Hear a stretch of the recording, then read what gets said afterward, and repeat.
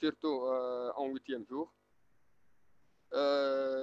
Tous les facteurs de perturbation psychologique influencent négativement sur son état psychologique et sur son immunité, qui devient faible. Et pour lutter contre le Covid-19, il faut avoir normalement un système immunitaire fort. Ensuite, il existe une étude scientifique de l'université britannique Stanford a montré que l'amélioration de l'état psychologique augmente le nombre des anticorps dans le sang et excite les nerfs parasympathiques. I can see all. Nowadays. Allô? Il faut continuer. Oui. Oui, vite, continuez, M. Mohamed, allez-y. Donc, l'étude de l'université britannique a montré que l'amélioration de l'état psychologique augmente le nombre des anticorps dans le sang et excite le nerf parasympathique qui vise à soulager la fatigue et le douleur et renforce l'immunité. Donc, on basé sur ces études pour éviter le problème et créer un table d'examen robotisé qui possède 4 rôles. Évaluer l'état psychologique par mesurer les signes vitaux tels que la température, le rythme cardiaque et la fréquence respiratoire.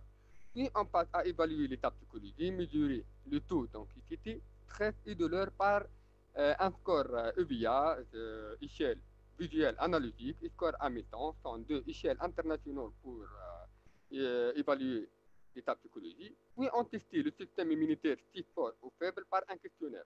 Et à la fin de collecter les données, on passe à aider à le traitement. Par l'intelligence artificielle, le table d'examen se met à parler avec le patient. Elle donne des conseils pour renforcer l'immunité et passe à la musicothérapie ou PMR. Ce sont des PMR progressives, muscle relaxation. Ce sont des techniques qui visent à relaxer le patient, selon la décision du patient. Donc, les données collectées à distance sont les signes vitaux, température, fréquence respiratoire et la tension. Les signes psychologiques sont l'anxiété, stress, douleur et le système immunitaire sont collectés et enregistrés et envoyés à distance au médecin sans contact avec l'infirmier ou le médecin pour éliminer la contamination. Le protocole de travail. Lorsque le patient s'installe sur la table, il se met la casque sur ses oreilles et la table se met à parler avec lui. Voilà l'échelle EPIA. On peut, par exemple, le patient choisit entre score 0 et 10 un numéro. Par exemple, lorsqu'il choisit 4, qui signifie qu'il y a un douleur moyenne. Cette douleur sévère, c'est une échelle internationale. Aussi, à échelle Hamilton, par un score, il pose des questions. Le patient répond et nous collecte ces données. Après, il y a bien sûr une surveillance à jour pour le patient infecté par le Covid-19 durant 14 jours, durant son période de traitement. Techniquement, la table il contient un écran. L'écran contient une application qui mesure et évalue l'état physique et psychologique. Il se met à parler avec le patient soit par des messages vocaux ou par un chatbot, écrire des messages. La technique qui pour relaxer le patient s'appelle la musicothérapie ou PMR. Le protocole pour le moment et voilà les dessins graphiques 3D. Les vidéos de mon prototype. Le prototype contient un écran. L'écran qui montre le cours de l'état physique et l'état psychologique. Et les paramètres comme température, rythme respiratoire et l'anxiété, stress. Voilà le robot qui s'est mis à parler, soit directement ou soit par la casque qui s'est mis par la musicothérapie au PMR. Le patient s'est installé sur cette table. Les avantages pour les tables d'examen robotisées pour le patient, surveillance physique et psychologique, aider à traiter plus vite, améliorer l'humeur et la satisfaction du patient. Puisque la psychologie est améliorée, donc on renforce l'immunité. Puisque la psychologie et l'immunité sont fortes, donc nous donne le patient un grand sens pour lutter contre le Covid-19. Pour les professionnels de santé, éliminer le risque de contamination lors des soins, puisqu'il n'y a pas de contact. Les données sont collectées, enregistrées et envoyées à distance. Gain de temps, optimiser la prise en charge, collecter les données et introduction de la santé numérique. En résumé, nous avons un patient infecté par Covid-19. On va éliminer le risque, évaluer son état physique et psychologique, aider au traitement par donner les conseils, par les techniques de la musicothérapie et la PMR, se met à parler pour relaxer, surveillance du patient durant 14 jours et finalement, nous avons à atteindre le but et avoir un individu sain. Merci pour votre attention. Merci beaucoup, Monsieur Mohamed. Donc, merci pour votre exposé. Alors, je passe la parole à Dr Ben Ali, s'il vous plaît. Oui, merci beaucoup pour cette présentation qui a été claire. Donc, je souhaite rappeler au départ l'immunité et Covid-19. Donc, jusqu'à maintenant, on ne sait rien de l'immunité, à part qu'il y a un rage des cytokines. Donc, les cytokines, c'est un responsable qui est activé par notre système immunitaire pour combattre le corps étranger par la création d'une inflammation temporaire.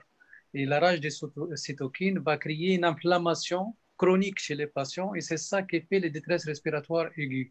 Donc, à part ça, jusqu'à maintenant, et c'est pour cela que les tests sérologiques qui mesurent les immunoglobulines, donc les responsables de fabrication des anticorps, de notre immunité, ne sont pas encore homologués. Car on ne connaît pas beaucoup de choses à propos de l'immunité et Covid-19. Et on ne sait pas même si les gens qui étaient contaminés une fois et qui ont guéri, s'ils sont immunisés ou pas, et la durée de l'immunité. Donc, faire une corrélation directe avec l'immunité ou dire qu'on va mesurer l'immunité, je pense que aujourd'hui, c'est un peu surdimensionné. La deuxième chose, c'est les critères d'évaluation et une autre fois, la corrélation directe entre l'anxiété, l'état psychologique et l'immunité, elle n'était jamais claire. Comme cancérologue, je peux vous dire qu'on dit toujours que l'anxiété ou l'état psychologique influence aussi l'état des cellules cancéreuses. Mais c'est des hypothèses, on n'a jamais prouvé ça. L'étude de Stanford que vous avez fait, vous avez parlé de l'étude de Stanford qui lie l'immunité et l'activation ou la réactivation du système nerveux parasympathique. C'est toujours des hypothèses, hein. Il n'y a rien de confirmé. Donc, la table robotisée, c'est bien. La musicothérapie, c'est reconnu aussi, c'est bien pour les choses que vous avez évoquées, telles que stress, anxiété. Les liens directs avec le Covid-19 n'est pas clair pour moi. Donc, l'utilité d'utiliser un robot, oui, mais il y a une balance aussi à prendre en considération.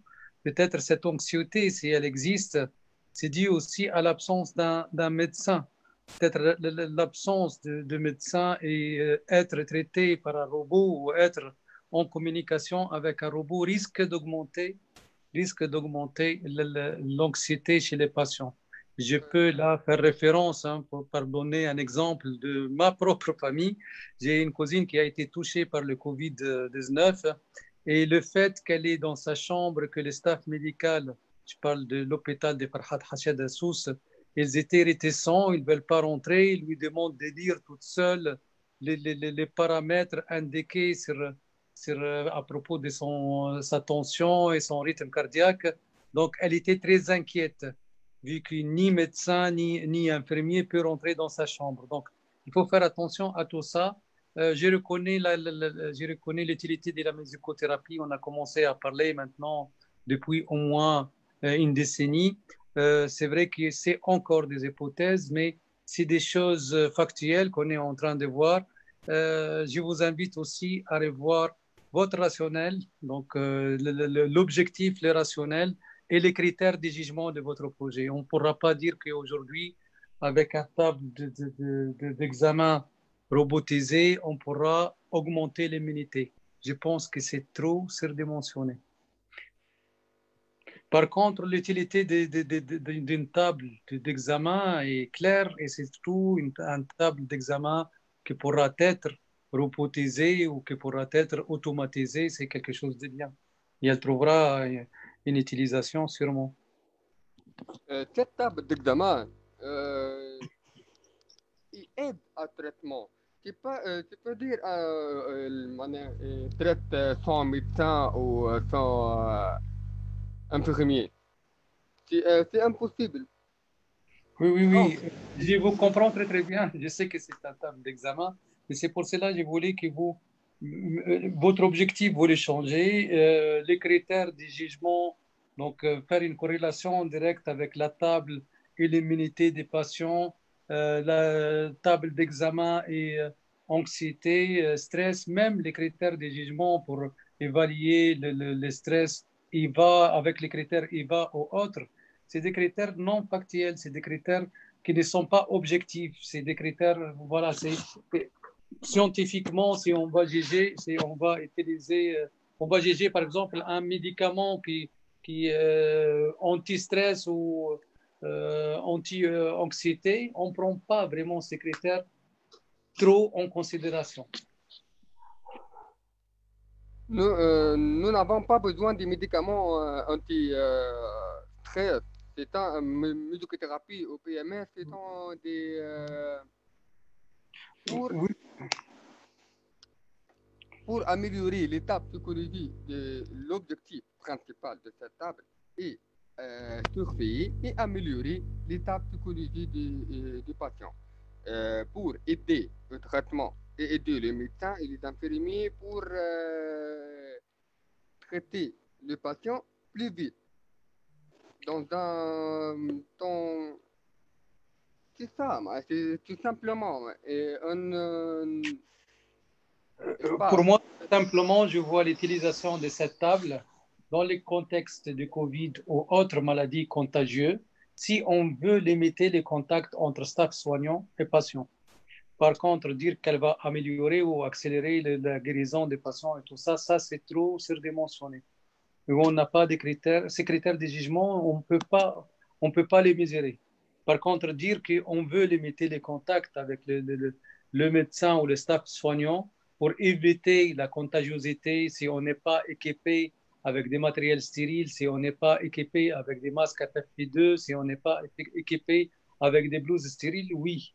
Mais dire qu'elle va améliorer, elle va accélérer, non. Je ne suis pas contre cet outil, mais cet outil, elle ne va pas accélérer. Par contre, elle limitera le contact direct pour limiter la contagiosité. Cette table est basée sur des études scientifiques, l'étude britannique et mon étude aussi que je fais dans l'hôpital Charles-Nicolle. À part ça, la table d'examen robotisé, elle se met à parler avec le patient, toute la conversation, tout a été enregistré et envoyé au médecin. Par contre, s'il y a une question, il n'est pas connu par la table, elle se passe au médecin pour se répondre à distance ni avec la contamination. À part ça aussi, cette table peut, peut être aussi avec, n'est pas seulement les patients infectés par le COVID-19, aussi avec tous les patients qui infectés ou patients qui possèdent des cancers, les patients Alzheimer, tout qui a des perturbations psychologiques. cette table peut être utile pour ces patients. Oui, je vois l'utilité de la table. Ça, je ne suis pas en train de discuter à propos de l'utilité de la table d'examen, hein. Donc, je vois d'autres utilisations, hein, de cette table d'examen pourra être utilisée aussi chez les dentistes où je vois beaucoup plus d'utilité.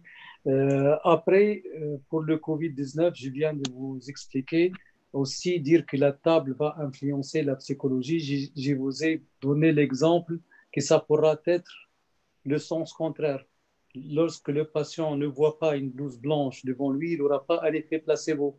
Il n'aura pas l'effet de la blouse blanche.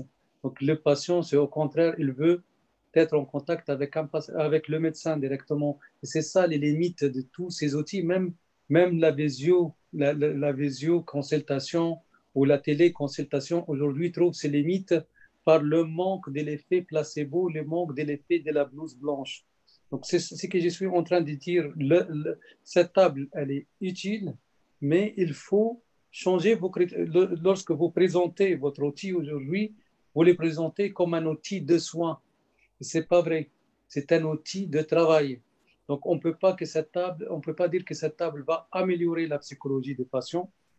On peut pas, même ce que vous parlez, ce que vous présentez comme études scientifiques, ils n'ont jamais fait un lien direct. Je Oui, vois oui. ils n'ont jamais fait un lien direct entre la psychologie et l'immunité. C'est impossible. Il n'y a pas de corrélation. Je ne prends pas l'étude de Charnicole. Peut-être ce n'est pas une référence maintenant. Je n'ai pas vu, mais je connais toutes les études qui parlent de l'immunité, vu ma profession, car l'immunité, elle est très importante en cancérologie. Donc, la vérité, l'outil, je ne suis pas en train de discuter l'utilité de l'outil, mais je répète encore une fois, et c'est pour la quatrième fois, c'est que le positionnement de matériel que vous êtes en train de présenter est très important. Votre présentation est très importante. Si demain, vous allez présenter l'outil à un spécialiste ou à un promoteur qui est spécialisé dans le matériel médical, il faut le positionner correctement. C'est un outil de travail, elle n'a pas de corrélation directe avec le soin. Il n'y a pas d'effet sur la psychologie d'une table. Ça sera très difficile à prouver. Cette table pourra être utilisée pour les maladies contagieuses car elle va limiter les contacts directs avec le patient, entre le patient et le corps soignant. C'est possible. Oui, cette table est un dispositif médical à faible risque. Euh, il n'y a pas un risque grave pour les patients. Donc, nous avons besoin des résultats après l'expérimentation. Donc, dans mon projet, mon PFE, j'applique la musicothérapie au bloc opératoire par une application.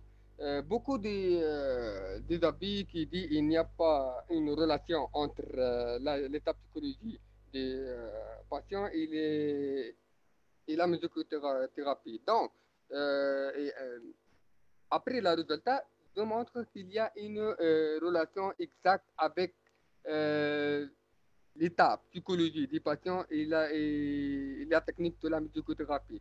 Donc, dans notre cas, nous avons des résultats après l'expérimentation, après exprimer notre prototype, notre projet avec les patients. Lorsque nous avons des résultats exacts, des résultats réels, voilà, on parle avec la relation entre l'état psychologique et l'immunité. Allô? Allô, ça marche? Oui, Oui, Monsieur Manda. Ouais. oui, si Oui, je peux intervenir. Donc, je partage Oui, merci. parfaitement, si vous permettez, je vais intervenir. Je partage parfaitement l'avis du professeur Ben Ali, parce que l'utilisation possible, elle a été clairement dit et définie à plusieurs reprises. oui, Donc, le candidat doit prendre ça en compte s'il veut aller au next step et améliorer son projet. Donc, le professeur Ben Ali lui a donné la cible, l'utilisation, et c'est là qu'il faut développer. Je partage aussi son avis sur le fait, on connaît ça très très bien en Tunisie ou en France ou partout dans le monde, on dit il n'y a pas mieux que la chaleur humaine. Donc il vaut mieux parler aux gens, pas parler aux robots. Effectivement, moi, si je suis dans un lit d'hôpital et on me fait rentrer un aspect robotisé, j'aurais peur. Dernier point, il faut se méfier, et ça c'est un point très important, il faut demander, je demande clairement aux candidats de se méfier des études de corrélation où il y a une overreaction à des résultats. Moi, je peux tout de suite vous faire prendre des données sur le nombre de décès de Covid en France ou je ne sais pas, ou aux États-Unis ou en Tunisie. Je vous fais une étude de corrélation et je fais la corrélation par rapport à la quantité de pluie qui tombe à Jendouba. Et je peux vous sortir une corrélation. Donc, scientifiquement, ce n'est pas parce que des études montrent qu'il y a une corrélation que cette corrélation, elle est dictée par une cause à effet et elle explique un phénomène. Oui. Bravo. Voilà, donc je vous cède la parole pour continuer. Bravo, vous avez résumé tout ce qu'il faut dire mieux que moi, donc c'est ça. Merci beaucoup, Monsieur Mandel. Merci beaucoup, Dr Ben Ali. Alors, je passe la main aux autres participants s'ils ont des questions à propos de ce projet.